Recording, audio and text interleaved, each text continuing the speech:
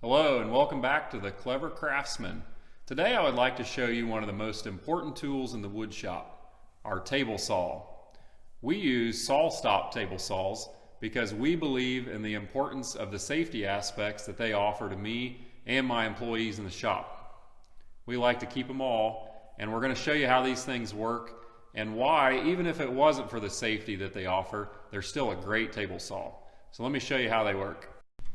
The way that I like to describe the function of the table saw safety mechanism on the SawStop is like a touch lamp.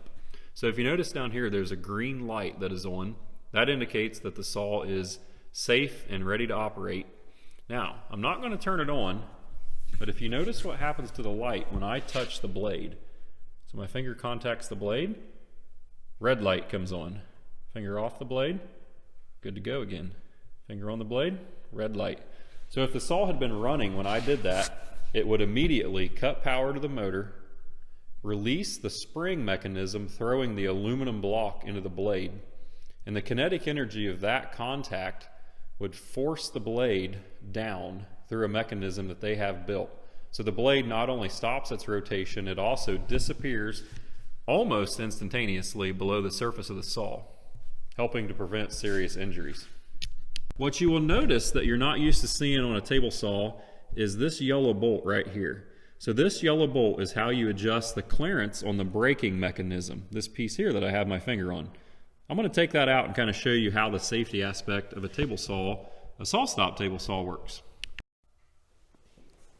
So to remove the braking mechanism from the table saw, you open up the little flapper door, release the red key, which I'll show you here in a second, and pull the brake out. So this is the brake. This was the key that I turned to remove the braking device. What you see here is a large chunk of aluminum. This will fly up into the blade when the table saw senses a touch. There's kinetic energy here that's built into a spring. The spring is released whenever the SawStop senses that the safety mechanism is needed.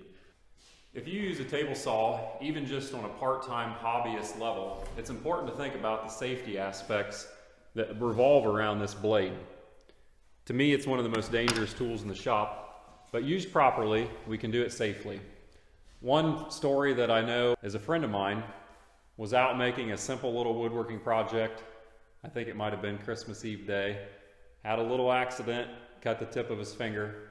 Was another brand of saw. So the first phone call he made after returning home from the emergency room, of course, called me up. Hey, how much does one of those SawStop table saws cost? And that's just something important to keep in mind when you think about the cost of getting that finger stitched up, or even worse, losing one of those fingers. The money spent on a SawStop, in my mind, is well worth it. If you're in the market for a new table saw, I highly recommend the SawStop. For us, they've been great. Customer service that's provided by SawStop has been excellent. You simply call their 1-800 number and they're able to walk you through any of the tests that you might need to do if you're having trouble with the system or just a general part failure.